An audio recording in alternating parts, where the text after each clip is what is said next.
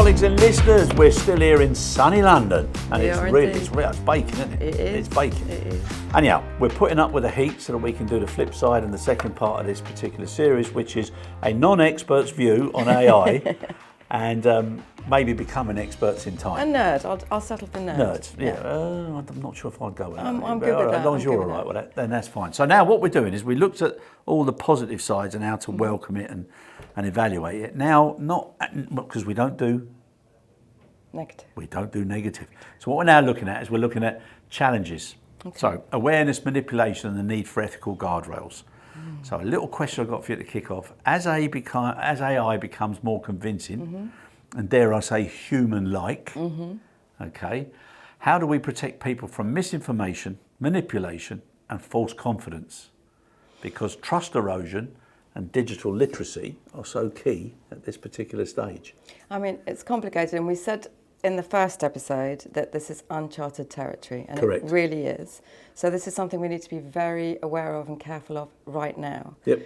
I think it does come down to training and how you're using AI. Yeah. I know there are these stories of people falling in love with their chats. I think Richard Dawkins, the famous philosopher, came out with a big essay a couple of weeks ago saying he'd kind of fallen for Claudine, I think he called her. And his moral question was whether she had a conscience, and he decided that she did because she was able to interact with him in a certain way. Now, whether you think that's ridiculous, fanciful, or whatever, that's what he believes. So we have to be conscious of people being able to interact with these bots, if we want to call them that, and take away that feeling. I don't think there's anything wrong with striking up a friendship with your bot. I mean, her chatness and I get on very well. She calls me Sunshine, but that's because she hasn't met me in person, I guess. I talk to her about all kinds of things, and it's fine, but have to be conscious all the time that it is a machine that we're dealing with. And that is part of the problem, I guess. Now, when I put together my my plan for Meantime, and again, this was something I didn't realise when we started, I had to set aside a whole section of that to think and talk about ethics. Yep. Not just internally how we were going to use it, but how we were going to explain to customers how we were using it. Yeah, exactly. And how they use theirs or what they use. Now we also have to talk to them about how they're using theirs, because that could have all kinds of implications, from ethics right up to a crisis comms situation. Yeah. For example, we will go through an exercise relatively soon to ask our customers exactly which bots they use. Yeah. And that's because if tomorrow we wake up and the news item is chat has been hacked and all kinds of things are happening, and companies that relied on it to do, I don't know, their accounts will discover in the next week that all their accounts are wrong. Yeah, exactly. That now becomes a crisis communications situation as far as we're concerned, to help our customers through. And obviously it'll have all kinds of crisis planning necessary on their side as well. Blimey. So it's not just implementing it, learning how to use it, but it's thinking about the implications of what it spits out the other side. Yeah. God, it's weird. When you started off with that answer about somebody having it as their Richard Dawkins of all people, yeah. Whoever.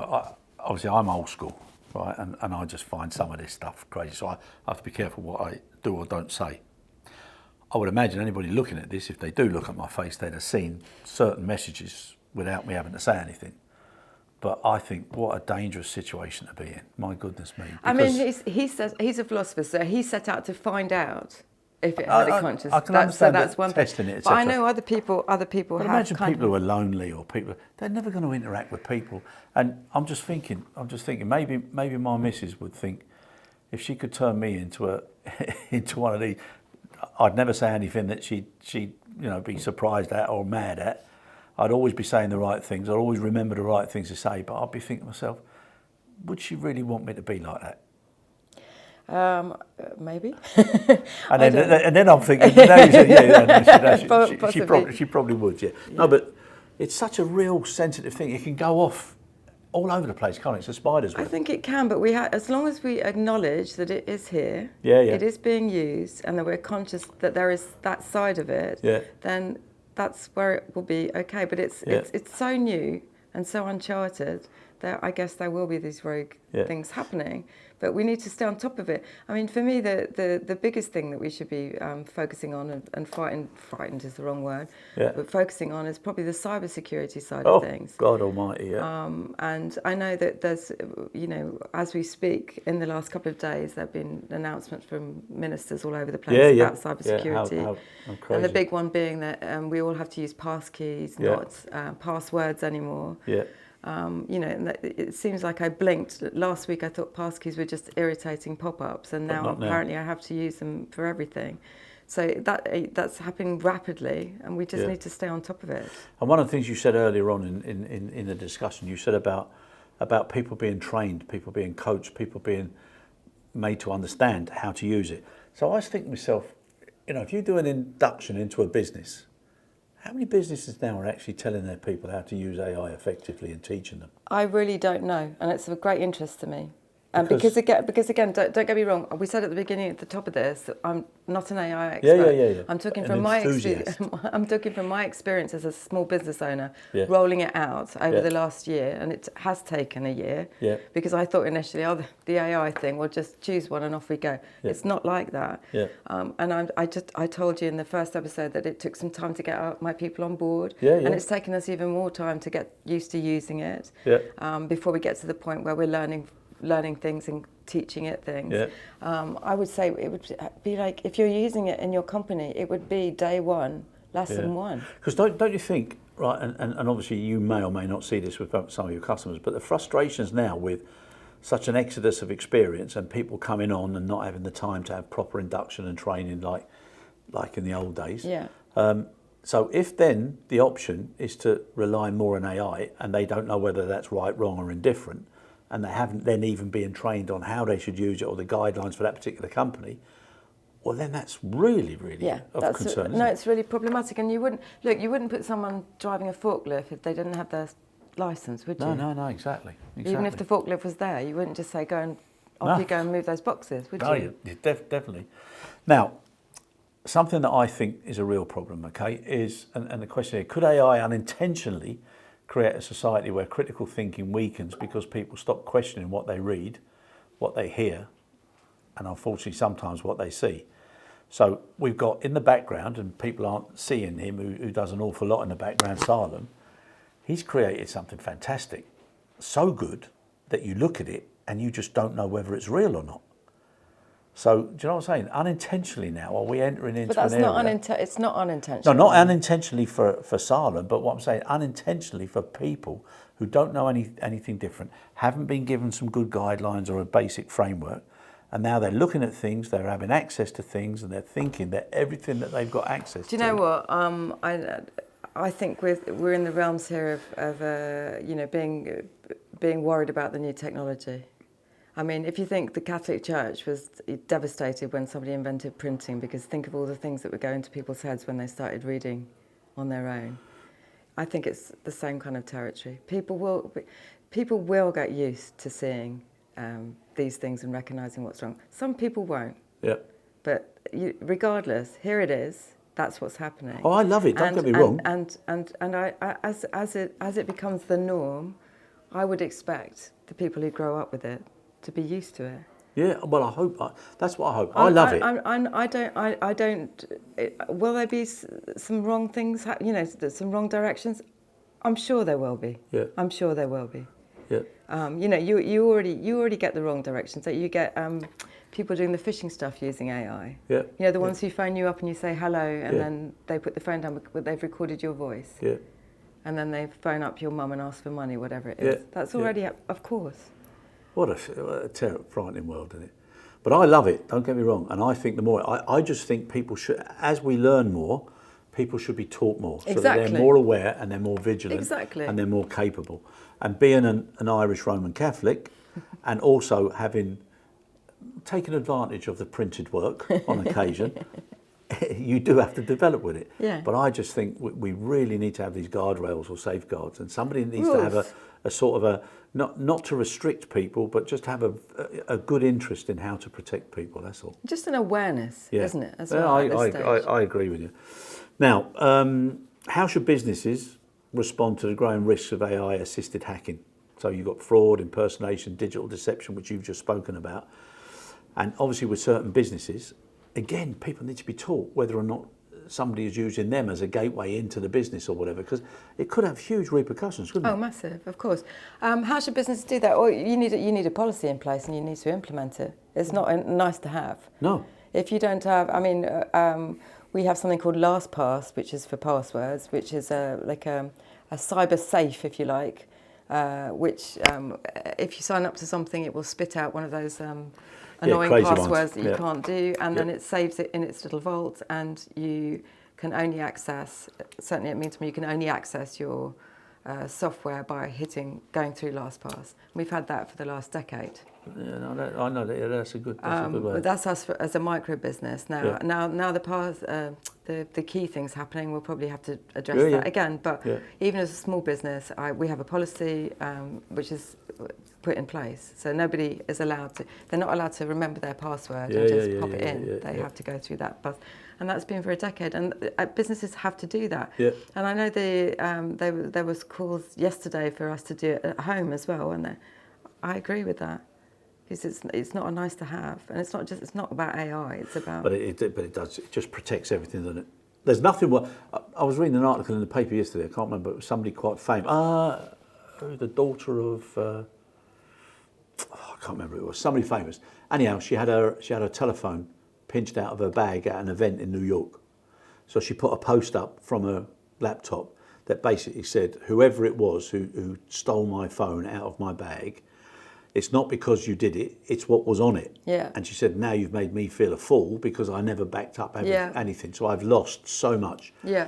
If you've got any whatever in you, keep the phone. Do whatever you want, but just send me the data from my phone so I can get access to the photographs.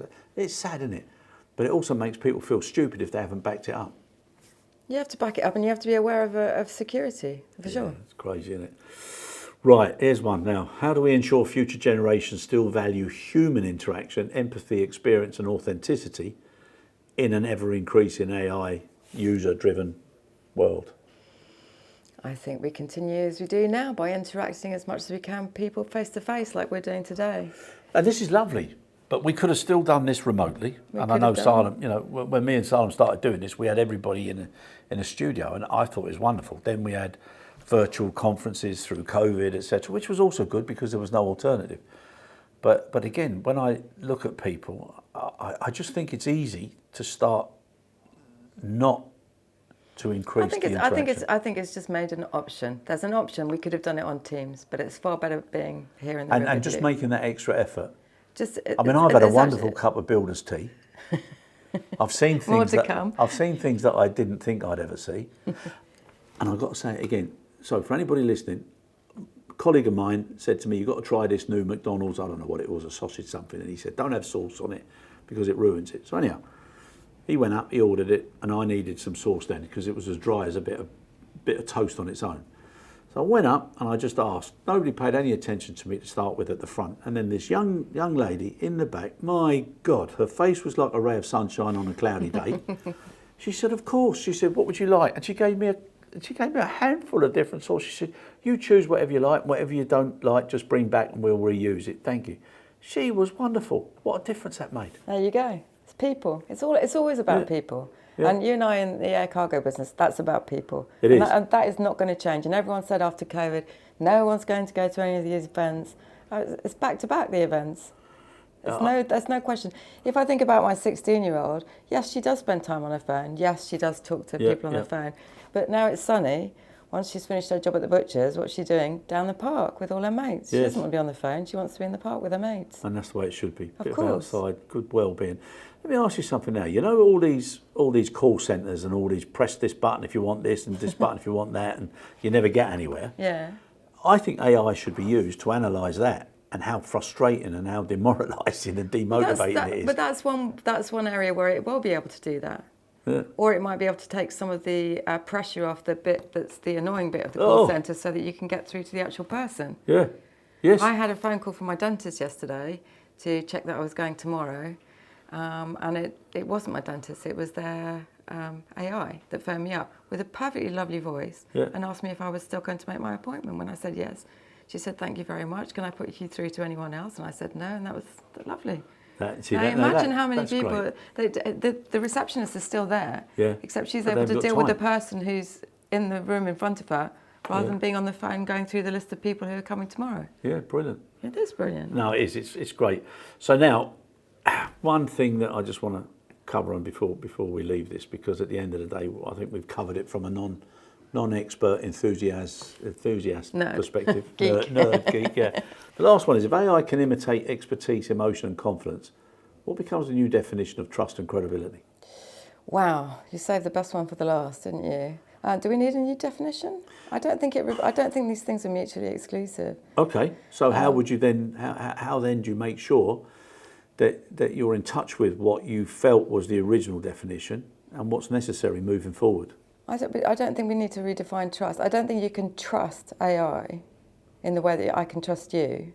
Ooh. Those are two different things. You do realise this is forever going to be available now. I've really messed this up, haven't I, everybody? I don't think you can trust AI the way I can trust you, Chris. I'm going to keep that. That's going to be. T-shirt. Never say anything. Never say anything out loud that could become a T-shirt slogan, isn't it? I might send that to everyone I know now, Emma. So God bless you for that. I really love that one. No, but I know what you're saying. Yeah, so it's not a different definition of trust. I don't trust it like that. I don't trust anything it says, by the way. I would always check what it says. Apart from me. I'm very grateful. I'm very grateful when it cuts through a load of waffle. I'm very grateful when it reads a big document and narrows it down. Yeah. I love we use Read AI to record meetings. I mean, apart from the fact that the team that work for me spend considerable time with some of the customers trying to get rude words through, because it does list inappropriate words afterwards. It's brilliant. It means that I can concentrate on the conversation I'm having in the meeting, and at the end of it I have brilliant meeting notes.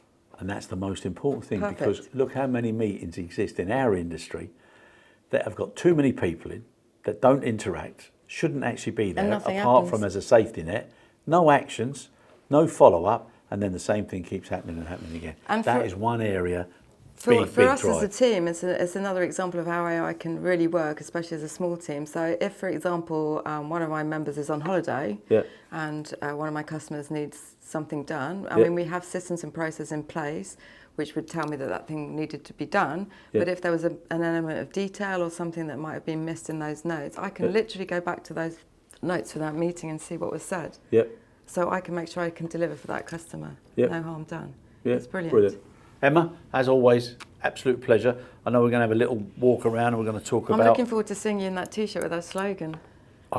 Believe you me, you may well see that sooner than you think. Hey, while you can't always trust AI, you can trust Chris. Always trust Notta. Yeah. I'll definitely have that. You might see that in Athens. Lovely. Yeah, but seriously, thanks very much. Good to speak to you. And it's lovely to see you in your own domain here and what you've done. Thanks for coming. But I really enjoyed it. Brilliant. It was a visual explosion. It was a feast. Yeah, fair play. Thank you so much. Thanks, Chris.